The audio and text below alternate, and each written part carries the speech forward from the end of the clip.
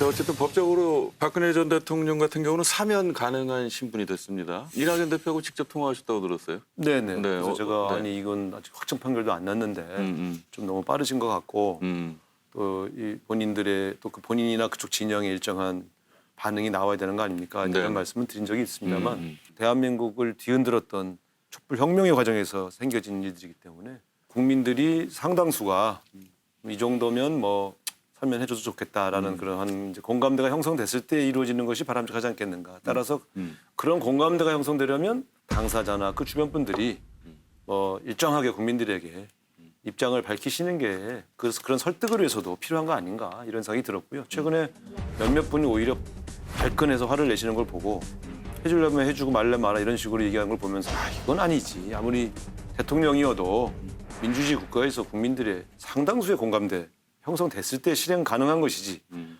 대통령의 사면권이 아무 때나 남발될 수는 없는 거 아니겠습니까? 그런 측면에서 이게 국민론 분열로 가기보단 진정한 의미의 국민통합으로 가기 위한 모든 진영의 노력이 필요하다. 그러지 않고서는 일방적으로 사면권을 행사하는 것은 참 어렵다. 저는 그렇게 생각합니다. 저는 이번에 사면 논란을 보면서 굉장히 유감이었습니다.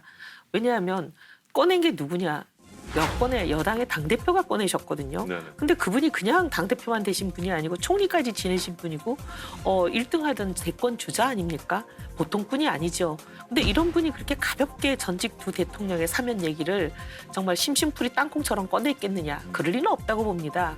그럴 뿐이 아니라고 믿고.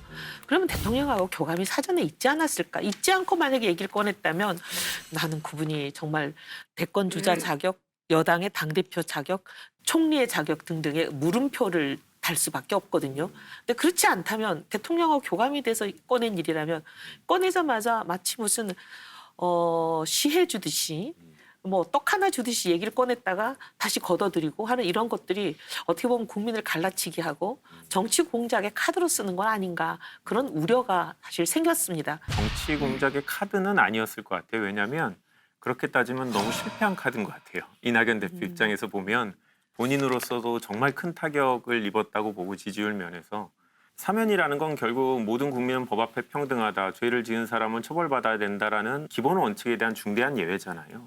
형식적으로는 대통령이 이 특별 사면을 할 수 있는 권리를 갖고 있지만 전 대통령의 권한이 아니라고 생각해요. 국민들이 마음을 여는 순간 다시 한번 얘기를 해야지 지금은 아닌 것 같다라는 생각입니다.